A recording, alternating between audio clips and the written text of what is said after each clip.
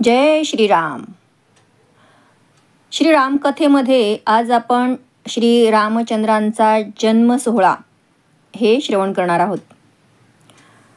राजा दशरथाच्या 3 मुख्य राण्या होत्या, कौसल्या, सुमित्रा आणि कैकेयी.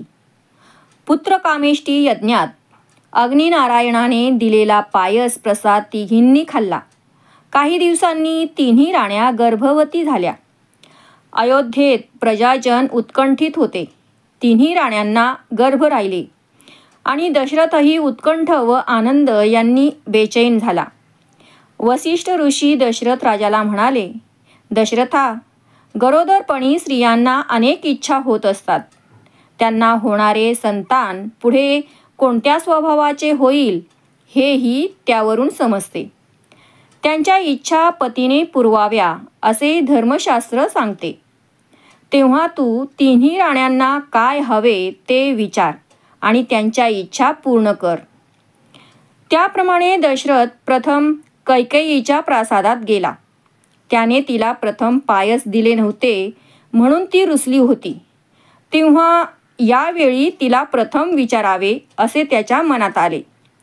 तो आत शिरला. कैकेयी मंचकावर पडून राहिली होती. ती उठली नाही. राजाने तिला विचारले, प्रिये, पण तिने फणकार्याने दुसरीकडे तोंड फिरवले. तुला काय हवे? तुला काय आवडते? मी तुझे डोहाळे पुरविणार आहे. राजाने जवळ जात तिला विचारले. हो, माहीत आहे तुम्ही काय डोहाळे पुरविणार आहात ते. माझे डोहाळे पुरवील असा मला कोणीही दिसत नाही, ती फणकार्याने म्हणाली. दशरथ म्हणाला, अशी आधीच का रागावतेस? तू सांगून तर पहा, मी नक्की डोहाळे पुरवीन. कैकेयी जराशी शांत झाली व म्हणाली, खरे ना? आपण म्हणता त्याप्रमाणे कराल ना? मला सारखे वाटते की कौसल्याच्या मुलाला आणि सुमित्रेच्या मुलाला अयोध्येत राहू देऊ नये. त्यांना घोर अरण्यात पाठवावे. मी आणि आपला पुत्र एवढेच आपल्याजवळ अयोध्येत राहावेत असे मला फार वाटते. आपण माझ्याच पुत्राला राज्यावर बसवावे. त्या दोघींच्या मुलांना माझ्या मुलाचे वैभव आणि सुख डोळ्यांनी पाहायला सुद्धा मिळू नये. लोक काहीही म्हणत, मला आपले असेच करावेसे वाटते. आपणही मला दोष द्याल, पण माझी ही इच्छा ठाम आहे. कैकेयीचे बोलणे ऐकून दशरथाला आश्चर्य वाटले आणि तो दुःखी झाला. तो स्वतःशीच म्हणाला, काय हे? इतक्यात श्रावणाच्या आईबापांनी दिलेला शाप त्याला आठवला. आपल्या पुढे हेच भविष्य वाढून ठेवले आहे असे त्याने ओळखले. कैकेयीला त्याने काहीच उत्तर दिले नाही. बघूया असे तो म्हणाला. नंतर तो सुमित्रेच्या प्रासादाकडे गेला. राजा दशरथाने सुमित्रेलाही तुला काय डोहाळे होत आहेत असे विचारले. तेव्हा ती फार आनंदित झाली. तिने राजाला नम्रपणे सांगितले, नाथ, मला काय वाटते ते सांगू काय? मला असे वाटते की कौसल्याला जो पुत्र होईल त्याची सेवा माझ्या मुलाने करावी. कौसल्याचा पुत्र म्हणून परमात्माच अवतार घेणार आहेत. त्याच्या सेवेपुढे त्रैलोक्याचे राज्य तुच्छ आहे. मला राज्य नको, मुक्ती नको, कौसल्याच्या पुत्राच्या सेवेशिवाय दुसरे काही नको.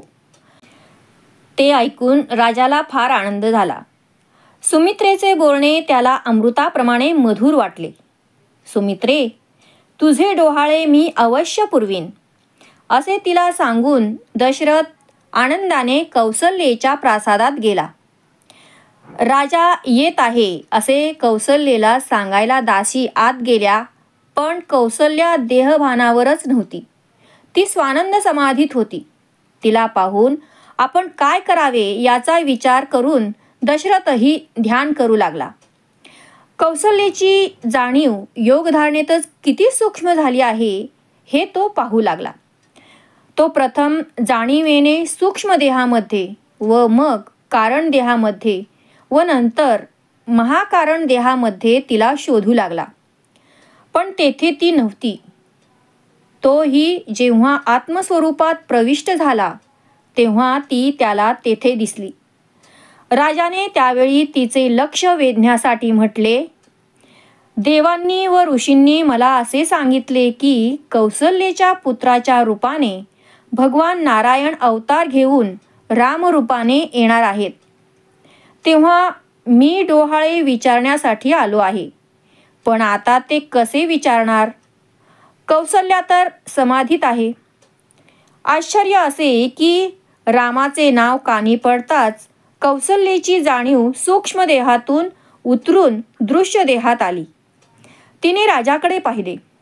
राजाने पटकन विचारले, कौसल्ये, मी तुला काय हवे आहे ते विचारण्यास आलो आहे. ते ऐकताच एकदम आवाज चढवून कौसल्या गरजली, मी कोण आहे तुम्हाला माहीत आहे? तिचे हातवारे आणि अवसान पाहून राजा थक्क झाला. तो भीतभीत म्हणाला, कौसल्ये, तू भानावर आहेस का? तुला कसली बाधा तर झाली नाही ना? कौसल्या पुन्हा बोलू लागली. त्यावेळी तिला वेगळाच आवेश आला होता. मी राम आहे, जगदात्मा, भेदातीत, गुणातीत, कालातीत, सर्वसाक्षी असा मी आहे. जीव आणि शिव हे भेद माझ्या ठायी नाहीत. द्वैत आणि अद्वैत यांच्यापेक्षा मी विलक्षण आहे. राजा निरुत्तर झाला. त्याने पुन्हा एकदा प्रयत्न करून पाहिला. कौसल्ये, रावणाने आपल्या लग्नाच्या आधी तुला पेटीत घातले होते आणि पळवून नेले होते हे तुला आठवते का? कौसल्या पुन्हा दुसऱ्यांदा आवेशात गेली. कुठे आहे तो रावण? आणा त्याला इकडे. आणा धनुष्यबाण. मी त्याची दाही मुंडकी उडवतो. मी ताटकेला मारणार. मी विश्वामित्रांचे यज्ञ पूर्ण करणार. शंकराचे धनुष्य मोडणार. अहो, माझी सीता घेऊन मी येणार. त्या परशुरामाचे तेज मी नाहीसे करणार. राजा दशरथ नुसता ऐकतच राहिला. आता मध्ये बोलायचे नाही असे त्याने ठरविले होते. कौसल्याची बेभान अवस्थेतील बडबड चालूच होती. मी वडिलांचे वचन पाळण्यासाठी अरण्यात जाणार आहे. तेथे पण मी राक्षसांना मारणार. ती पहा शबरी, माझी वाट पाहत आहे. मी वानरांना पाठवून लंका उद्ध्वस्त करीन. माझ्या सीतेला रावण पळवून नेतो काय? मारुती माझा भक्त आहे. तो लंका जाळील. समुद्रावर आम्ही सेतू बांधणार आहोत. मी रावणाला मारणार आहे. लंकेचे राज्य मी बिभीषणाला देणार आहे. मी कुंभकर्णाला मारणार आहे. रावणाच्या बंदीतून मी साऱ्या देवांना सोडवीन. माझ्या प्रजेवर मी प्राणापलीकडे प्रेम करीन. दशरथाला काहीच उमज पडेना. कौसल्याच्या मनस्थितीची त्याला काहीच कल्पना येईना. त्याने वसिष्ठांना बोलावले. कौसल्या डोळे मिटून बसलेलीच होती. वसिष्ठांनी तिची अवस्था पाहिली, ध्यान केले. तेव्हा तिच्या अस्तित्वाला व्यापून धनुर्धारी राम विराजत आहेत असे दिसले. ते पाहतच त्यांची समाधी लागली. तेव्हा राजा त्यांच्याकडे पाहून मनात विचार करू लागला, हा सारा काय प्रकार आहे? श्रावणाचा माझ्या हातून वध झाला म्हणून या दोघांना कसली बाधा तर झाली नाही ना? तो चिंता करू लागला. तेवढ्यात वसिष्ठ जागृत अवस्थेत आले. राजा एकदम त्यांच्या पाया पडला. वसिष्ठांनी त्याचे सांत्वन केले. ते म्हणाले, दशरथा, काळजी करू नको. भगवान विष्णू शंख, चक्र व शेष यांसह अवतार घेणार आहेत असे मला ध्यानाने कळले आहे. कौसल्याच्या पुत्राच्या रूपाने स्वतः विष्णू येणार आहेत. मला असेही दिसते की चैत्र शुद्ध नवमीला भर दुपारी 12 वाजता पुष्प नक्षत्रावर कौसल्याला पुत्र होईल. त्याचे पराक्रमच कौसल्या आपल्या मुखाने बोलवून दाखवित होती. कौसल्या तटस्थ बसली होती. तिला काहीच विचारण्यात अर्थ नव्हता. दशरथ मुकाट्याने तेथून निघून गेला. त्याचा आनंद गगनात मावत नव्हता. युद्धप्रसंगी देवांनी दिलेला वर त्याला आठवला. सारी अयोध्या ज्या घटनेची वाट पाहत होती ती घटना व ती घटका जवळ येत होती. चैत्र महिना आला. वसंत ऋतू लागला. सृष्टी नव्या कोवळ्या पानाफुलांनी बहरून गेली. सुगंधी वारा वाहू लागला. कौसल्याच्या मुखावर अलौकिक तेज दिसत होते. गर्भभाराने तिला चालतानाही त्रास होत होता. अयोध्येत सर्वत्र शुभ शकून होत होते. चैत्र शुद्ध नवमी तिथी आली. वसिष्ठांनी आज कौसल्याला पुत्र होणार असे भविष्य सांगितले होते. कौसल्याच्या प्रासादात अष्टौ प्रहर तिच्या सेवेला दासी होत्या. तिला हवे नको विचारित होत्या. सूर्य मध्यान्ही येत होता. कौसल्याला प्रसूती वेदना होऊ लागल्या. सूर्य बरोबर मध्यान्ही आला आणि ती प्रसूत होऊन तेजपुंज सावळ्या रंगाचा पुत्र जन्माला आला. त्याच क्षणी वसंत ऋतूला आत्यंतिक बहर आला. पक्ष्यांचे कूजन स्वर्गातही जात होते. पण ते ऐकायला देव तेथे कुठे होते? आपापली विमाने घेऊन ते सारे देव अयोध्येवर आकाशातून पुष्पवृष्टी करीत होते. पण हा पुत्रजन्म होण्यापूर्वी केवळ कौसल्याला भगवान विष्णूने आपले शंखचक्र गदाधारी चतुर्भुज रूप दाखवले होते. 8 वर्षांच्या सुंदर कुमाराच्या रूपात तो दिसत होता. लक्ष्मी, सरस्वती आणि गंगा यांनी त्याच्या चरणांचा आश्रय केला होता. सूर्यचंद्रापेक्षाही त्याचे तेज अवर्णनीय होते. संपूर्ण शरीर श्यामलवर्ण असून विलक्षण तेजाने तळपत होते. आकाशाचा रस पिळून त्याच्या पोटऱ्या बनल्या आहेत की काय असे दिसत होते. इंद्रनील मण्यासारखे पायांचे तळवे दिसत होते. सहस्र विजांचा प्रकाश पडावा असा त्याने नेसलेला पितांबर दिसत होता. मेखलेचे मणी म्हणजे जणू शीतल झालेले सूर्य होते. घागऱ्यांचे कोमल ध्वनी वेद ऋचांशी स्पर्धा करीत होते. पोटावर सत्व, रज व तम या गुणांच्याच जणू काय 3 वळ्या पडल्या होत्या. कंठात सूर्यासारखा तेजस्वी कौस्तुभमणी होता. नक्षत्रे सूत्रात ओवावी असे मोती हारात दिसत होती. शरीर नीलवर्ण असल्यामुळे मोती पण निळे दिसत होते. पुष्पांचा हार होता की आकाशगंगा होती? वैजयंती माळ होती की मेघावरील विद्युल्लता? वक्षस्थळ एवढे रुंद का? अनेक भक्तांना आश्रय दिला त्यामुळे. शंख, चक्र, गदा व पद्म अशी भूषणे 4 हातांत होती. त्या 4 हातांना सुवर्णभूषणे शोभत होती. त्या भूषणांचे तेज चोहीकडे अधिकच पसरले होते. कोट्यावधी मदनांचे सौंदर्य एकवटून मुद्रेचे सौंदर्य निर्माण झाले आहेसे वाटत होते. सरळ नासिका, वैडूर्य मण्यासारखे लालसर ओष्ठ, हसरी मुद्रा होती. दंतपंक्ती अर्धस्फुट दिसत होती. नेत्र विशाल व आकर्ण होते. भुवया स्पष्ट अर्धवर्तुळाकार होत्या. डोळे तर स्वानंदाची कमळे. गाल त्रिभुवनातील आनंदाचे निधान. सूर्यचंद्राप्रमाणे मकराकृती कुंडले दिसत होती. नील पर्वतावर सोन्याची नदी येऊन थांबावी तसा भाळीत तिलक शोभत होता. मुकुट तळपत्या सूर्यासारखा दिसत होता आणि समुद्राच्या पोटातील अग्नीप्रमाणे ज्वाळा उठत आहेत की काय असे उत्तरीय वस्त्र पाहून वाटत होते. कृत्तिकांचे अनेक पुंज त्या उत्तरीय वस्त्राला दशा म्हणून लोंबत आहेत असे वाटत होते. त्या वस्त्राला कसली उपमा द्यावी? क्षीरसागरातील दुधासारखे ते कधी दिसत होते तर कधी ते कैलास पर्वतावर पारा चढविला तर तो पर्वत जसा दिसेल तसे दिसे. यशाला तेज चढले तर ते जसे दिसेल तसा भास होत होता. गंगेच्या पाण्याने जर सूर्य घडविला तर तो कसा दिसेल तसे उत्तरीय वस्त्र दिसत होते. त्या विष्णूची ती दिव्य तनू साकार आहे की निराकार आहे हे ठरविणे कोणालाही समजले नसते. भगवान विष्णूंचे ते रूप कौसल्येने डोळे भरून पाहिले आणि म्हटले, भगवंता, आता तू बालस्वरूप हो, मनमोहक हो. कौसल्येचा बाळ म्हणून तुला लोकांनी म्हणावे, ओळखावे, हे भव्य दिव्य रूप मला आपलेसे वाटत नाही. मी तुझी आई व्हायची असेल तर तू लहान झाले पाहिजे. केवढा अधिकार होता कौसल्येचा. विष्णूने आपले विराट दिव्य स्वरूप आवरून धरले व तो तिच्या पुत्राच्या रूपाने नंतर जन्म घेऊन मानवी तनूने प्रकट झाला.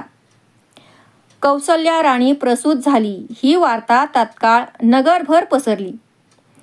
जन्मलेले नवबालक पाहण्यास सर्व प्रतिष्ठित गुरुजन व आप्तजन येऊ लागले. त्या बालकाच्या शरीरावर सर्व शुभ लक्षणे होती. तो आपल्या पायांचा अंगठा आपल्या दोन्ही हातांनी धरून ओठांनी चोखीत होता. जणू भक्तांना लागलेली आपल्या चरणांची गोडी स्वतःही चाखून पाहत होता. हा रामजन्म होता. उदास दशरथाच्या विषण्ण हृदयात रमणीयता अवतरली होती.